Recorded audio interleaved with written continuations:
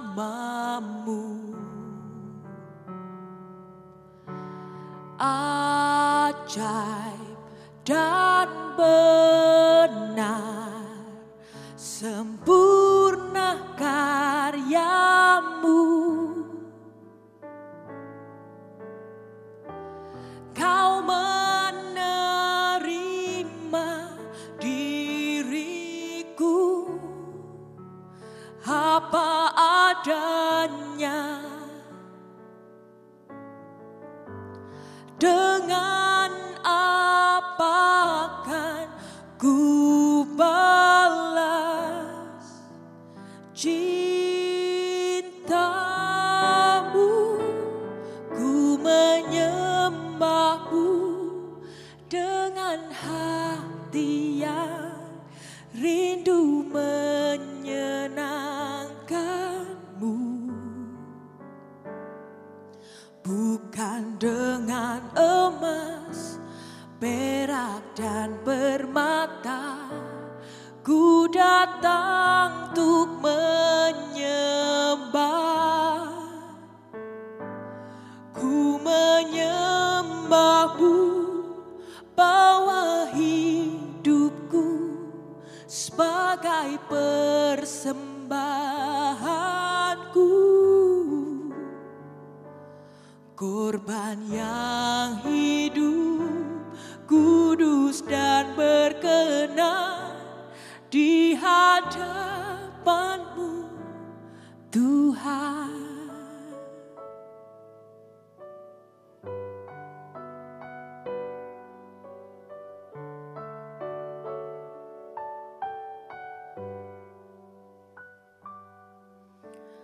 Bapa di surga, mulia namamu.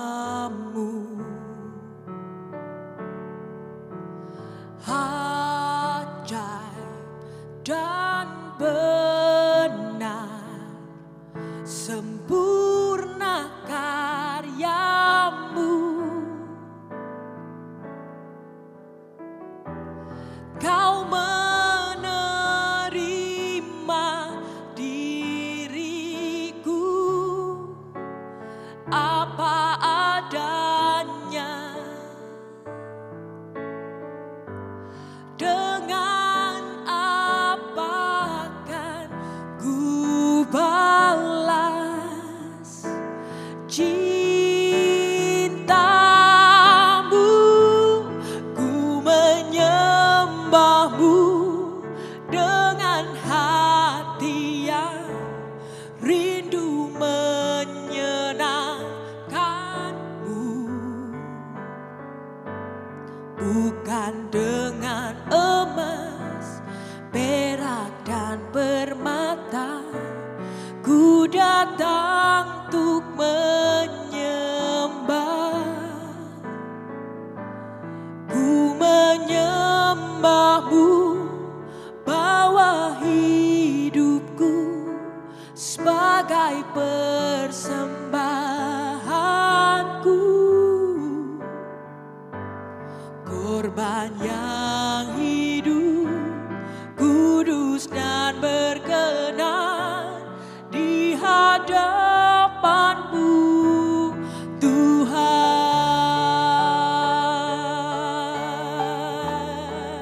Oh, terima kasih Bapa. Terima kasih Bapa. Wah, cintamu, kau menerima diriku apa adanya. Oh, dengan apa kan ku balas, selain ku beri pujian dan sembah bagimu Tuhan. Oh, inilah hidupku, ku bawa kepadamu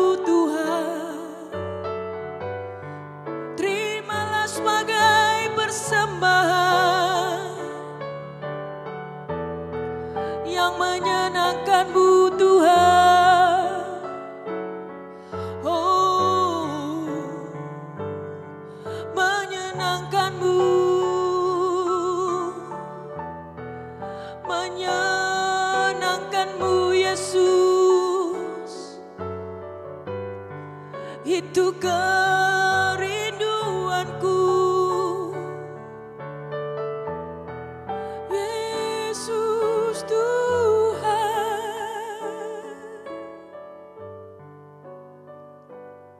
ku menyembah-Mu dengan hati yang rindu menyenangkan-Mu, bukan dengan emas, perak dan permata. Ku datang untuk menyembah. Ku menyembah-Mu, bawa hidupku sebagai persembahanku. Korban yang hidup, kudus dan berkenan di hadapan-Mu, Tuhan. Ku menyembah-Mu dengan hati yang rindu menyenangkan-Mu, bukan dengan emas, perak dan permata. Ku datang untuk menyembah. Ku menyembah-Mu, bawa hidupku sebagai persembahanku. Korban yang hidup, kudus dan berkenan di hadapan-Mu, Tuhan. Korban yang hidup, kudus dan berkenan di hadapan-Mu, Tuhan.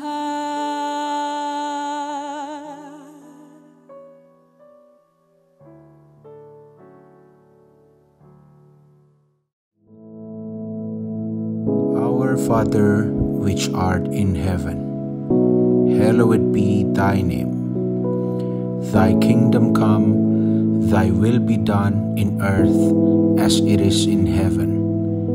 Give us this day our daily bread, and forgive us our debts, as we forgive our debtors. And lead us not into temptation, but deliver us from evil. For thine is the kingdom, and the power, and the glory, forever. Amen.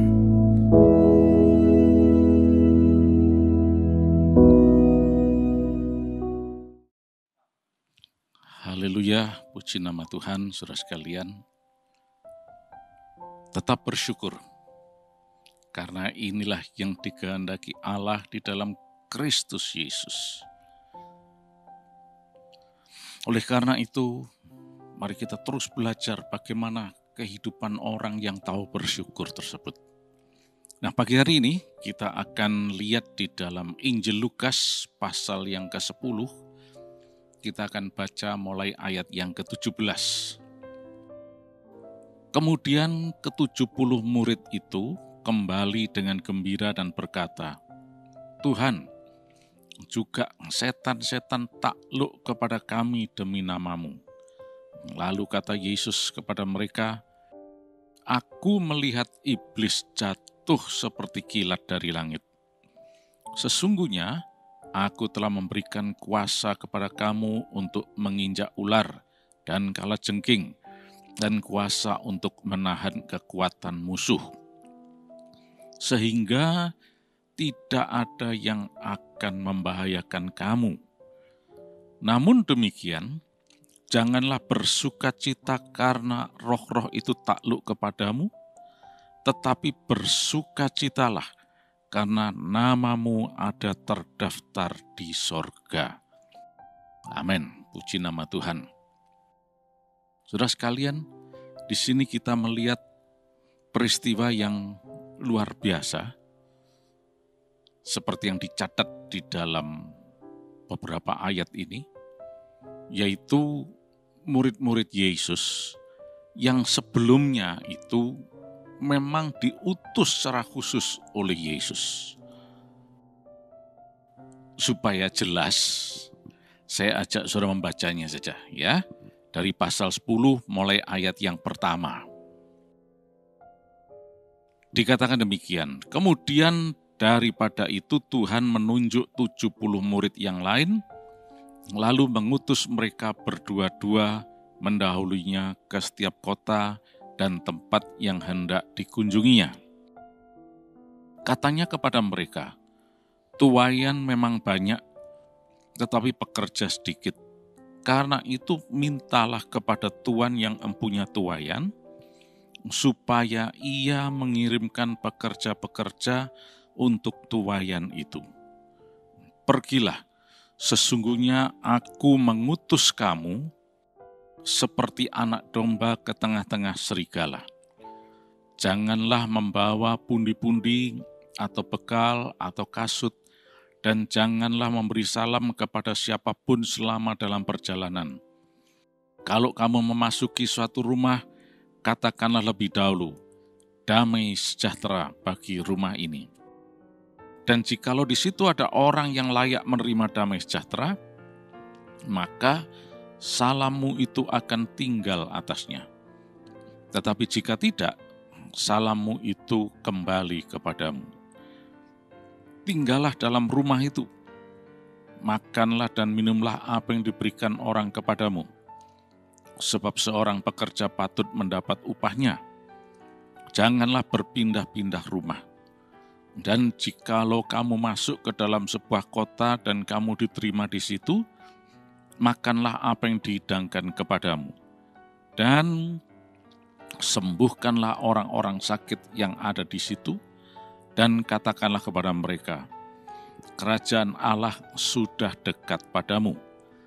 Tetapi jikalau kamu masuk ke dalam sebuah kota dan kamu tidak diterima di situ, pergilah ke jalan-jalan raya kota itu, dan serukanlah juga debu kotamu yang melekat pada kaki kami kebaskan di depanmu. Tetapi ketahuilah ini, kerajaan Allah sudah dekat. Aku berkata kepadamu, pada hari itu Sodom akan lebih ringan tanggungannya daripada kota itu. Sampai di sini pembacaan kita. Nah, saudara sekalian, dari ayat 17 sampai 20 tadi, kita bisa mendapat pemahaman bahwa konteksnya ini sebetulnya tentang bagaimana murid-murid sebelumnya sudah diutus oleh Yesus lebih dulu untuk memberitakan tentang kerajaan Allah dengan berbagai macam pesan, dan bahkan Yesus juga memperlengkapi mereka dengan kuasa. Itu dicatat dalam ayat 19 ya. Sesungguhnya aku telah memberikan kuasa kepada kamu untuk menginjak ular dan kalajengking, dan kuasa untuk menahan kekuatan musuh, sehingga tidak ada yang akan membahayakan kamu. Nah, jadi murid-murid ini pergi memberitakan kerajaan Allah dengan urapan kuasa Roh Kudus, sehingga musuh tidak bisa berhasil untuk menahan mereka. Dan kemudian setelah mereka melakukan tugas yang diberikan oleh Yesus tersebut, dikatakan tadi dalam ayat 17, kemudian murid-murid itu kembali dengan gembira. Kembali dengan gembira. Dan berkata, Tuhan, juga setan-setan takluk kepada kami demi nama-Mu. Wah, ini luar biasa. Karena diperlengkapi dengan kuasa, dari tempat tinggi, maka murid-murid Yesus tersebut bisa melaksanakan tugas-tugasnya dengan gemilang. Dan dikatakan bahkan setan-setan takluk kepada kami demi nama-Mu. Setan-setan takluk kepada mereka demi nama Yesus. Wah, di sini kita melihat ada sesuatu yang luar biasa secara supranatural. Dan bisa kita gambarkan bagaimana ini adalah mujizat-mujizat yang terjadi. Mujizat yang berhasil dilakukan oleh murid-murid Yesus yang sudah perlengkapi dengan kuasa Yesus. Nah, ini sesuatu yang luar biasa. Kita tahu bahwa setan itu jahat, licik, dia penipu. Setan sebetulnya tidak punya kuasa apa-apa sebetulnya. Tapi dia bisa membolak-balik semuanya, mengelabui, sehingga seolah-olah tampak bahwa setan itu mengerikan, menakutkan, dan sebagainya. Padahal sebetulnya setan itu bukan apa-apa di hadapan Yesus atau dengan otoritas dan kuasa dalam nama Yesus. Dengan urapan kuasa Roh Kudus, maka setan itu tidak berdaya apa-apa sama sekali. Tetapi bukan berarti bahwa kita ini sudah sedemikian hebatnya sehingga kita, saya bisa mengalahkan setan. Dengan kekuatan kita sendiri, dengan hikmat kita sendiri, dengan kemampuan kita sendiri yang tanpa kuasa Roh Kudus, sia-sia semuanya. Kita ini malah lebih bukan apa-apa lagi. Manusia biasa, kita tidak ada artinya dibandingkan dengan setan tersebut. Karena dia adalah roh. Tetapi ketika kita diperlengkapi dengan kuasa Roh Kudus, maka situasinya berbeda. Itu firman Tuhan selalu mengatakan kita ini umat pemenang. Karena ada kuasa Roh Kudus dalam nama Yesus. Kalau di luar nama Yesus, ya sudah habis kita, tamat kita. Oleh karena itu kita seringkali kabur akan hal ini. Saya kan anaknya Tuhan, saya kan orang Kristen, saya punya kekuatan, punya ini. Tidak ada, salah sama sekali. Kita hanya bisa berhasil, bahkan ditakuti oleh setan, ketika ada urapan kuasa Roh Kudus dalam hidup kita. Oleh karena itu, mari kita camkan betul hal ini. Dan dengan kuasa Roh Kudus itu, maka yang namanya mujizat, supranatural dan sebagainya, itu tidak mustahil, bisa terjadi. Nah, oleh karena itu kita harus mengerti betul akan hal ini. Dikatakan tadi dalam ayat yang 18, sebelumnya ya, bagaimana setan-setan itu takluk kepada mereka dalam nama Yesus. Setan-setan takluk kepada kami dalam nama-Mu. Seolah-olah setan takluk pada murid-murid Yesus. Sebetulnya takluk kepada nama Yesus. Karena nama itu ada dalam kehidupan murid-muridnya. Yesus sudah memberikan kuasa kepada mereka. Nah, dalam ayat 18-nya, Yesus mengatakan, Aku melihat iblis jatuh seperti kilat dari langit. Ya, ini menunjukkan bahwa betul apa yang terjadi itu. Kuasa Allah betul-betul dinyatakan. Terjadinya mujizat-mujizat, kesembuhan, dan sebagainya. Dan banyak jiwa-jiwa yang dimenangkan untuk kerajaan Allah. Tapi sekali lagi karena nama Yesus.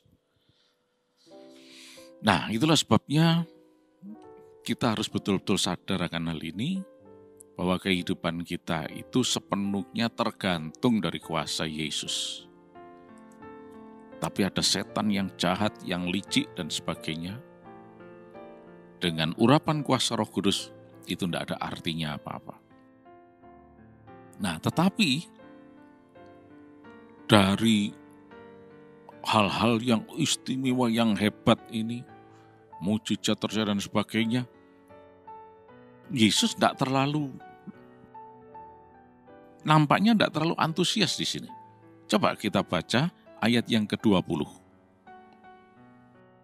Namun demikian janganlah bersukacita karena roh-roh itu takluk kepadamu. Tetapi bersukacitalah karena namamu ada terdaftar di sorga. Nah, sebetulnya ini nggak ada hubungannya sebetulnya. Oke lah, misal dikatakan jangan bersukacita karena kamu berhasil menang dan sebagainya. Bersukacitalah karena kuasaku memang nyata. Nah, itu masih ada hubungannya. Misalnya begitu. Tapi Yesus ini nampaknya melompat. Bersukacitalah karena namamu ada terdaftar di sorga. Nah, pertama-tama kita harus bersyukur. Karena bagi orang yang percaya Yesus, namanya sudah tercatat dalam kerajaan sorga. Terus sebabnya kita harus selalu bersyukur. Nama kita itu sudah tercatat dalam kerajaan sorga. Dan sudah tahu apa yang terjadi kalau nama itu sudah tercatat dalam kerajaan sorga. Ya berarti kita ini diakui penuh sebagai anggota atau warga negara kerajaan sorga. Nama kita sudah terdaftar di sana. Kalau kita adalah warga negara Republik Indonesia, maka nama kita tercantum dan terdaftar di negara Republik Indonesia. Saudara bisa lihat itu buktinya. Ada selembar kertas yang disebut kartu keluarga. Ada si A, bapak, B, ibu, C, anak, dan seterusnya. Terdaftar semuanya. Termasuk bahkan mungkin ada si E, keponaan misalnya. Bisa juga, tapi terdaftar. Dan apa yang terjadi ketika seseorang pindah ke negara lain, katakanlah berimigrasi ke negara lain, maka namanya akan dihapus dari negara ini. Sebaliknya dia tercatat di negara yang lain. Termasuk juga ketika ada anggota dari keluarga yang meninggal, maka namanya akan dihapus dari daftar tersebut. Kartu keluarga saya sudah tidak ada lagi nama Ibu Samuel, dihapus karena orangnya sudah meninggal. Nah, jadi kalau nama ini tercatat dalam kerajaan surga, itu sesuatu yang luar biasa. Dan ini bukan sesuatu yang mudah ini. Tidak sedikit banyak orang yang kepingin pindah ke Eropa, ke Amerika. Tapi tidak mudah untuk itu. Ada yang coba masuk ke negara-negara tersebut secara ilegal. Ya tidak terdaftar di sana. Pada suatu saat ketika tertangkap, ya dideportasi, dipulangkan kembali ke negara asalnya. Ketika dikatakan nama kita tercatat dalam kerajaan surga, itu sesuatu yang luar biasa. Oleh karena pengorbanan Yesus di salib sajalah yang memungkinkan itu semua terjadi. Bagi orang yang percaya Yesus, namanya tercatat dalam buku kehidupan dalam kerajaan surga dan diakui secara sah sebagai warga negara surga. Sehingga kapanpun kita pulang ke sana, tidak ada masalah karena kita warga negaranya, ya. Kita disambut sebagai warga negara kerajaan surga. Puji Tuhan, itulah sebab yang kita selalu bersyukur. Ini. Nah, sekarang kita kembali ke ayat yang ke sebelumnya, 17, 18, 19. Tuhan Yesus mengatakan, wah hebat tuh, mujizat-mujizat terjadi dan seterusnya. Tapi, jangan bersukacita karena itu. Bersukacitalah karena namamu tercatat dalam kerajaan surga. Nah, jadi di sini kita melihat bahwa bagi Yesus, yang penting itu nama kita tercatat dalam kerajaan surga. Dan ini pastikan nama setiap saudara sudah tercatat dalam kerajaan surga.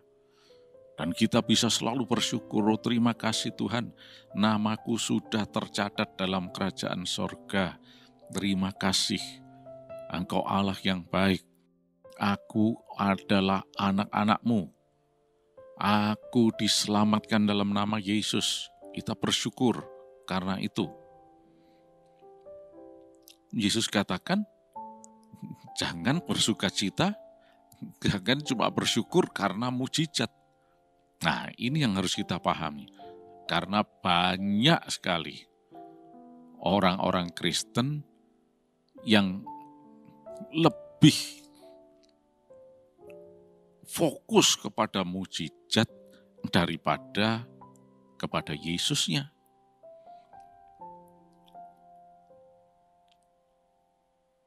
Kenapa ini persoalan ini nggak kunjung selesai? Penyakit ini nggak kunjung sembuh dan sebagainya. Mana katanya Tuhan itu punya mujizat dan seterusnya dan seterusnya. Iya, mujizat itu ada, kesembuhan itu ada. Bagi Tuhan tidak ada perkara yang mustahil. Tetapi kita harus lebih mengerti dengan baik seperti yang Yesus maksudkan, yaitu kita harus selalu bersyukur bahwa nama kita sudah dicatat dalam kerajaan sorga. Jangan kemudian, wah Tuhan ini gimana sih? Kok enggak sembuh-sembuh ini? Kok mujizat enggak terjadi? Padahal aku juga sudah doa. Wah, percuma kalau gitu ikut Yesus. Udah wis, enggak Tuhan-Tuhanan lagi. Nah ini kekeliruan besar. Orang-orang seperti ini fokusnya cuma mujizat. Begitu tidak ada mujizat, ya sudah meninggalkan Yesus. Padahal Yesus katakan, jangan bersukacita karena itu semuanya. Tapi bersukacitalah karena namamu tercatat dalam kerajaan sorga. Oleh sebab itu mari mulai saat ini kita selalu bersyukur kepada Tuhan. Selalu bersyukur. Terima kasih Tuhan, namaku sudah dicatat dalam kerajaan sorga. Selalu ungkapkan syukur itu. Kalau saudara fokusnya ke sana, saudara tidak akan pernah digoyahkan oleh keadaan sekeliling saudara. Masalah kesembuhan itu kecil bagi Tuhan. Tuhan terlalu sanggup untuk melakukannya. Mujizat itu bukan perkara yang sulit bagi Tuhan. Tidak ada perkara yang sukar bagi Tuhan. Tuhan terlalu sanggup melakukan mujizat dan sebagainya. Dia adalah Allah yang punya kuasa atas langit dan bumi. Tetapi Dia punya wewenang penuh atas semuanya ini. Dan saya bersyukur ketika Ibu Samuel pulang ke sorga, Tuhan sudah tunjukkan bahwa itu bukan berarti tidak ada kesembuhan. Tuhan tegas mengatakan, sudah disembuhkan. Tuhan katakan, udah jangan banyak cincong lagi, itu sudah sembuh, tidak perlu diungkat-ungkit lagi. Aku ini sumber kesembuhan. Amin, terima kasih Tuhan. Namun saatnya memang sudah selesai. Program Tuhan sudah selesai. Dia harus pulang. Ya, Tuhan yang punya wewenang. Yang penting nama kita, namanya juga sudah dicatat dalam buku kehidupan dalam kerajaan sorga. Dan kita ada di dunia ini hanya untuk melaksanakan tugas yang Tuhan berikan. Lakukan dengan baik, itulah sebabnya fokus selalu bersyukur kepada Tuhan. Nama kita semua sudah tercatat dalam kerajaan sorga. Puji nama Tuhan. Tuhan Yesus memberkati. Terima kasih Tuhan. Terima kasih. Nama kami tercatat dalam buku kehidupan dalam kerajaan sorga. Sehingga kapanpun juga kami pulang Tuhan. Kami pasti tinggal bersama dengan Engkau. Kami juga bersyukur Ibu Samuel bersama Engkau saat ini. Karena namanya sudah dicatat dalam kerajaan sorga. Demikian juga kami semua Tuhan. Dipastikan kami ini sudah tercatat namanya dalam buku kehidupan dalam kerajaan sorga. Terima kasih Tuhan. Dan mujizat kuasa-Mu dinyatakan, itu tidak mustahil. Engkau sanggup melakukannya. Kami bisa mengalami mujizat-Mu, kesembuhan, pemulihan, kelepasan. Di dalam nama Yesus saja, dengan urapan kuasa Roh Kudus. Terima kasih Tuhan. Sepanjang hari ini kami sehat. Kami diberkati berkelimpahan. Dan Kau buat berhasil. Kuasa darah Yesus akan menjadi tanda perlindungan dalam kehidupan kami. Terima kasih Tuhan. Dalam nama Yesus Kristus. Amin.